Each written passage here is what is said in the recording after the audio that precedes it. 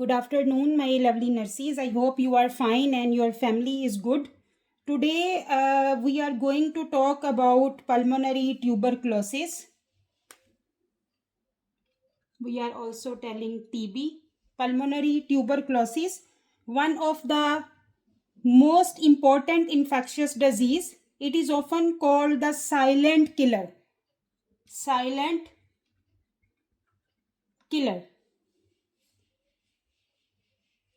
Why we are telling this is the silent killer? Because it spreads very quietly from person to person through the air. So it spread person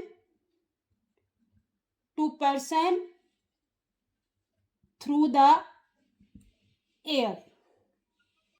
But if not recognized early, it can be life threatening. So as a healthcare provider, it is very important for us to understand what causes of the TB, how it spreads, what signs to look for, and most importantly, how we can treat and prevent it.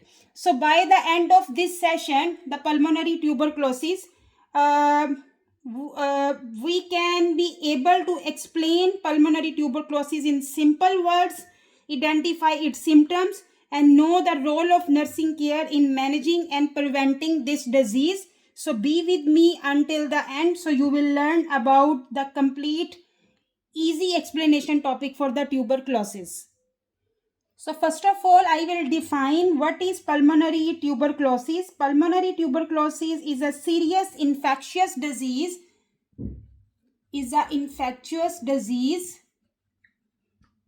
Which bacteria is the main cause of the bacteria is a bacteria Mycobacterium tuberculosis. So bacteria name is Mycobacterium tuberculosis. This is the bacteria name that is the cause of the pulmonary tuberculosis. So it mainly affects the lungs. So which part of the body is most effective is the lungs, but can also spread to other parts of the body, that we are telling extra pulmonary TB. Extra pulmonary TB. Once the TB is affecting the other parts of the body, that the word we are using extra pulmonary tuberculosis.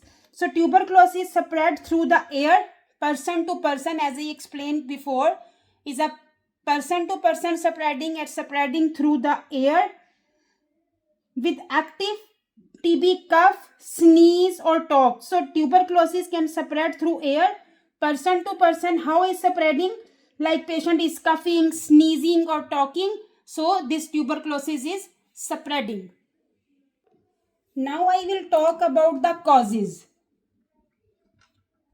Causes of pulmonary tuberculosis. So as I discussed, which bacteria is the main cause of the tuberculosis? That is Mycobacterium tuberculosis. This one we are also telling tuberculous bacillus. So the other name of Mycobacterium tuberculosis is tubercle bacillus. Tubercle bacillus. This is the main cause, the main bacteria that is the main cause of the tuberculosis is Mycobacterium tuberculosis. We are also telling tubercle bacillus. What is the mode of transmission? Very important, in the exam question is coming related to this. So the mode of transmission is airborne droplets. Airborne droplets.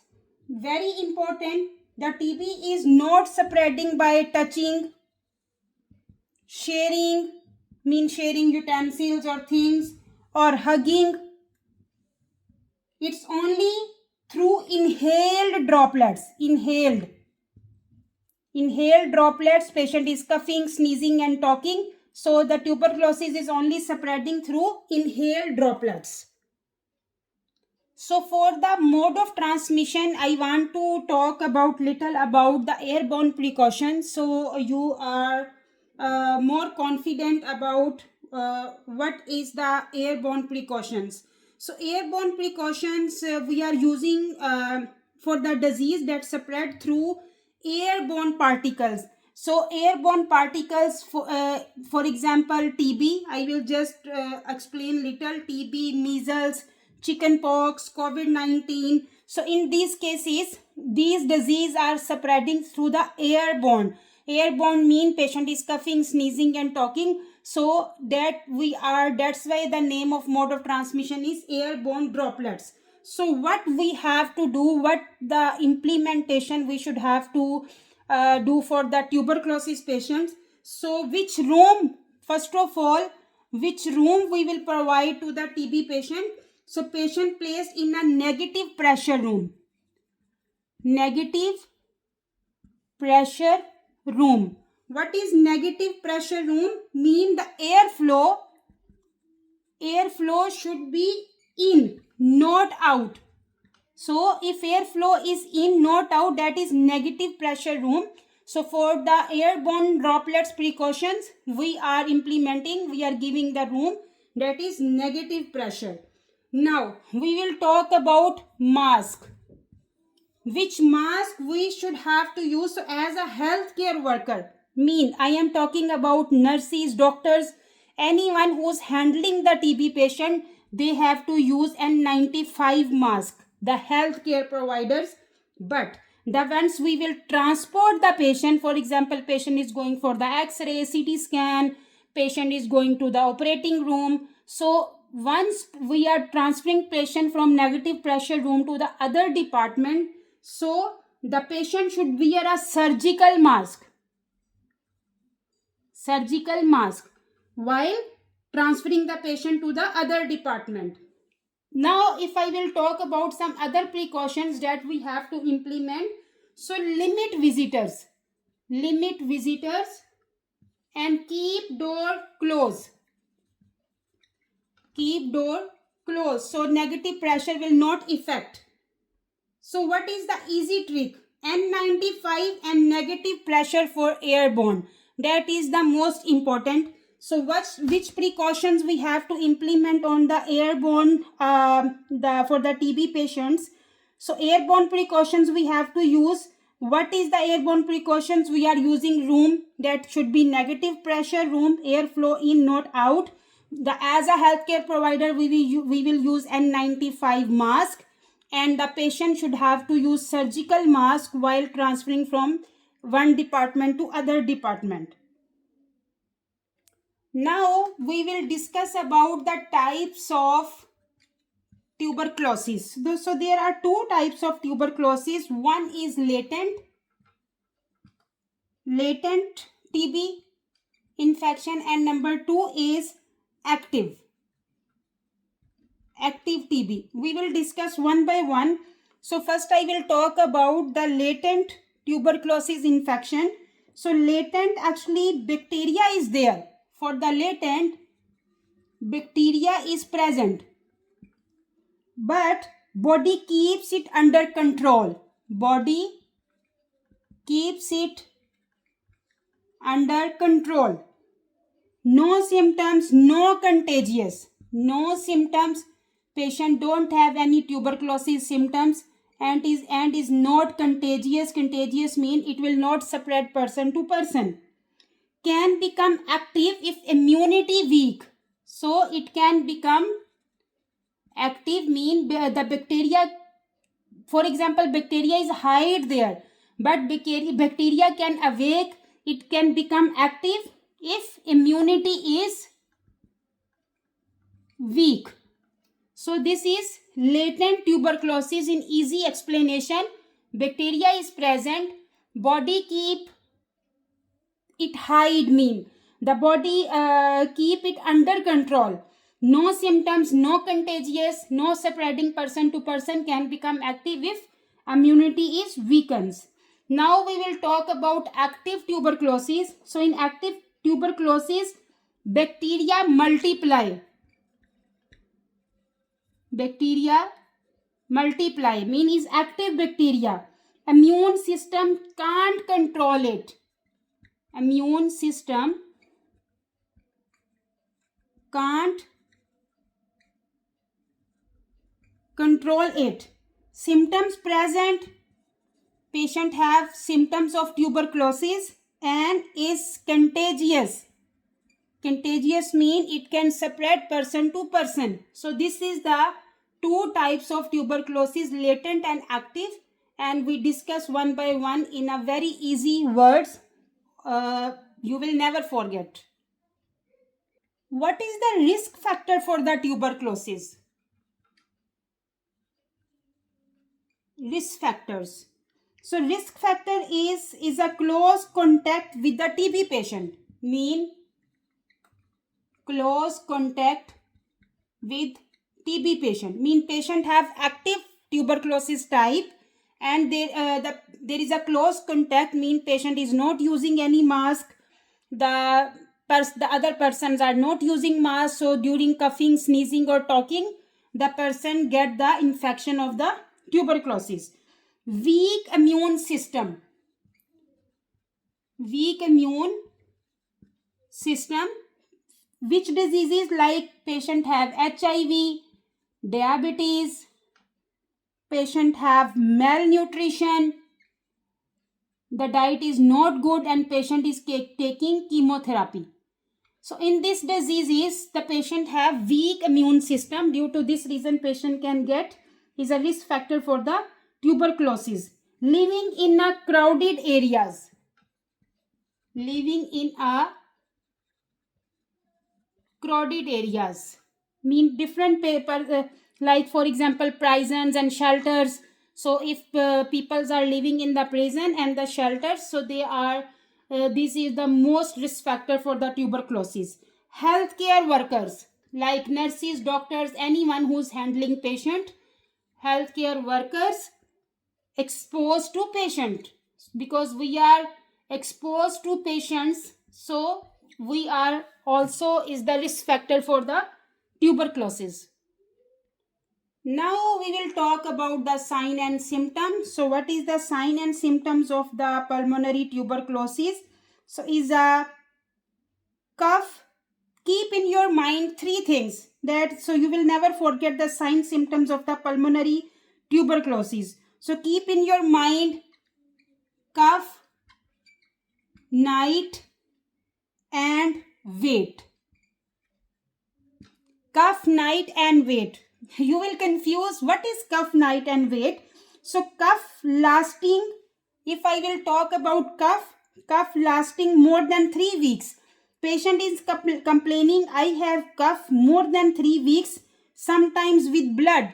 So the cough more than 3 weeks and patient also complaining blood coming once he is coughing. So that we are telling hemoptysis. Hemoptysis. So once patient is coughing, the blood is coming in the sputum, hemoptysis. So in the cough, these symptoms will come. If we will talk about the night, so patient will complain night sweats. Night sweats, we are also using the word drenching. Drenching. Maybe in the question is mentioned drenching. So night sweats, it will come in the night. Now if we will talk about the weight, so weight loss. Patient will complain of weight loss unexplained with loss of appetite. Patient is complaining, I am not feeling hungry. So unexplained weight loss. This is the sign symptom. If we will talk about other, patient have fever, fatigue, chest pain and weakness. This is the other sign symptoms. So for the easy to understand the sign symptoms of pulmonary tuberculosis, keep 3 words in your mind: cough, night sweats. So cough, patient is complaining cough more than 3 weeks and also complaining blood coming in the sputum, hemoptysis. That is the pulmonary tuberculosis main symptoms, the sign symptoms. Night sweats and drenching. Patient is complaining unexplained weight loss, fever, fatigue, chest pain and weakness. So this is the main sign symptoms of pulmonary tuberculosis. Now we will talk about the diagnosis. How we will diagnose the pulmonary tuberculosis. So we will diagnose through the screening test. So one is screening test. Which screening test we are using? TST. TST mean tuberculin skin test. Tuberculin skin test. So this TST we are also telling Mantoux test. Mantoux test that we are using for the screening of the tuberculosis. So the injection under skin. So we are giving injection under skin. So the in duration that the swelling is coming the up once we are injecting the injection. So we are measuring that one. So is showing to indicate the exposure of the tuberculosis. I will discuss about this one in the next slide. So first is the screening test. The second we are doing interferon gamma release assays. We are also telling this one IGRAS. So for example, which test we are doing in this one? Quantiferon TB. Quantiferon TB is a blood test for the TB infection. So one is screening test that we are injecting the injection, and second is blood test that is quantiferon that for the TB infection. We are doing these two tests for the diagnosis of the TB, and yes, we are also doing the confirmatory test. How we will confirm patient have tuberculosis? So we are taking AFB, sputum smear and culture for acid fast bacilli. So we are taking sputum smear and AFB. AFB mean the acid fast bacilli. So sputum smear and culture, and AFB acid fast bacilli for the confirmatory test. And how we are doing? 3 early morning sputum. 3 early morning sputum on consecutive days. Consecutive days are collected. So in the 3 consecutive days we are collecting the sputum. The early morning sputum we are collecting to check the sputum smear culture and the AFB. That is the confirmatory test for the tuberculosis. And we are also, how we are doing this one? They are stained and examined under microscope. The microbiologists are checking under the microscope. The culture confirm this one. This test will confirm the tuberculosis. And in others we are doing chest x-ray. So in the chest x-ray, what is showing chest x-ray? The showing cavitations or infiltrates in lungs. So there is an infiltration in the lungs and is also showing cavitation in the lungs. So in the others we are doing chest x-ray, but the confirmatory test is the 3 early morning sputums for the sputum smear culture and the AFB. Here I want to discuss about the TST test, because in the exam question are coming related to TST test. TST is the Mantoux test. Mantoux test. So what we are doing in the Mantoux test, actually, first of all, I will discuss about the purpose. What is the purpose of the test? So purpose is to check if a person has been exposed to Mycobacterium tuberculosis is a bacteria, Mycobacterium tuberculosis. The purpose of the Mantoux test is to check is the person is exposed to Mycobacterium tuberculosis and how it's done. How it's done? A small amount, 0.1 ml, with the insulin syringe, with the 1 cc syringe, 0.1 ml of purified protein derivative. We are also telling this one PPD. PPD mean purified protein derivative. Is a PPD is an injection actually that we are giving intradermally. So what is the route? We are giving intradermally into the inner forearm. Inner forearm. So how it's done? We are taking very small amount of 0.1 ml. That is a PPD is an injection that we are injecting in the intradermally inner forearm to check the patient, to do this Mantoux test if the patient is exposed to the Mycobacterium tuberculosis. So this is how it's done. Purpose how it's done. Now what is the reading time? So we give already 0.1 ml the PPD to the patient inner forearm. Now when we will read, so we will read after 48 to 72 hours. After 48 to 72 hours, we will read this test. Now, how we know is positive or negative? That is most important. So, positive result. So, what is positive result? A raised firm swelling. A raised firm swelling, we are telling in duration. Not redness.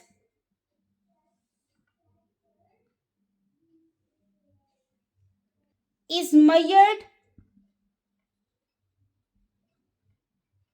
in millimeters. So once we are giving injection, after 48 to 72 hours, we are checking the swelling on the forearm. This word we are using in duration. There is no redness, so we are measuring in millimeter. So how we will measure this one? So if that swelling on the forearm, if that swelling is more than 5 millimeter, this will be positive in high risk people. Who's the high risk people? If patient have HIV or patient is immunocompromised and we did this test and the swelling is more than 5 millimeter, is positive in the high risk people, not the other people. Now, if the swelling is more than 10 millimeter, is positive which people? In moderate risk group. In moderate risk groups. Now, which peoples are coming in the moderate risk group? Is the healthcare workers, children, and recent immigrants. Mean the recently the patient traveled to the other area where is the TB tuberculosis patients are there. The TB is there in that area. So recently traveling people and the healthcare workers and the children are positive if that in duration is more than 10 millimeter. Now if is more than 15 millimeter, is positive in people with no risk factors. Mean those people, they don't have any risk factor, they are not healthcare providers, they are not immigrants, they are just normally came to hospital for the checkup, they have sign symptoms, they did the test and if is more than 15 millimeter, then is positive for those patients. So this is very important because in the exam questions can come related to this. So you have to memorize this one. The purpose is for the to check person is exposed to Mycobacterium tuberculosis. How we are doing? We are taking 0.1 ml PPD and we are injecting intradermally. Inner forearm, reading time 48 to 72 hours. Positive results. We are measuring the raised swelling in duration. There is no redness, so we are measuring in the millimeter, more than 5 mm. In the high risk people who's immunocompromised or HIV positive, more than 10 millimeter is the positive. In the healthcare providers, the moderate risk people, the groups, children or the recently immigrants, more than 15 millimeter. Patient with the no risk factor. Now I will talk about the treatment. Which treatment we are using for the tuberculosis patient. So keep in your mind RIPE. RIPE. So this is the first line drugs, RIPE, RIPE regimen. So RIPE, R for rifampin, I for isoniazid,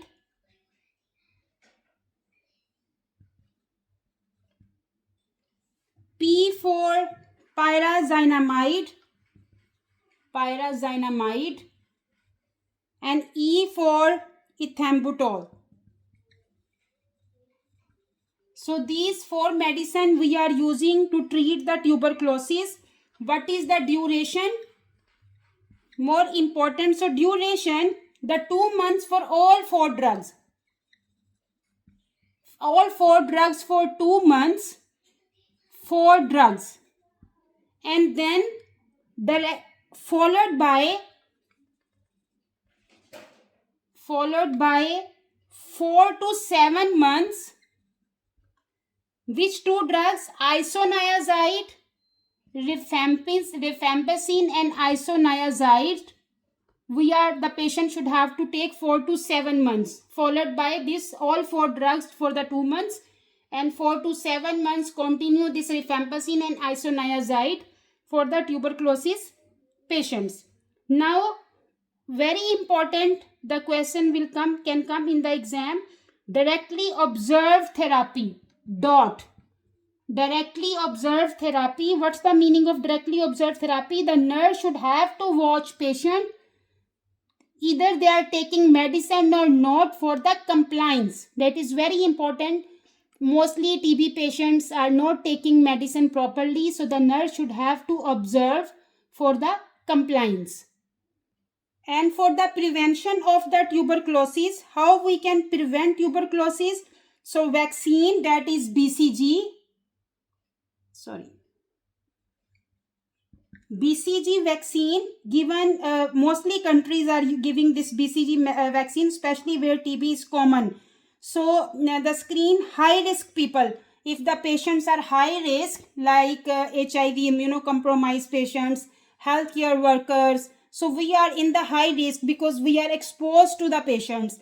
Patients are living in high crowded areas like prisons and the shelters. So we have to give screening for the high risk people. Ensure patient complete treatment to prevent drug resistant TB. So compliance is most important. Use N95 mask. The healthcare worker should use N95 mask and isolation precaution for hospitalized TB patient.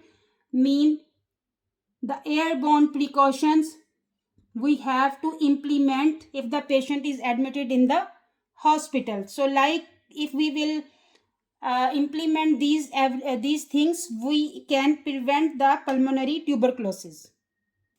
Now we will talk about the question that is related to pulmonary tuberculosis. So what is our question? The client with suspected active pulmonary tuberculosis has a positive tuberculin skin test, TST. Which prescription from the healthcare provider does the nurse anticipate will confirm the diagnosis in this client? Confirm. So we have to check the option that we are doing the test, the confirmatory test for the pulmonary tuberculosis. Now, our first option is number 1, collect 2 blood culture from different intravenous sites after cleansing with the chlorhexidine swab.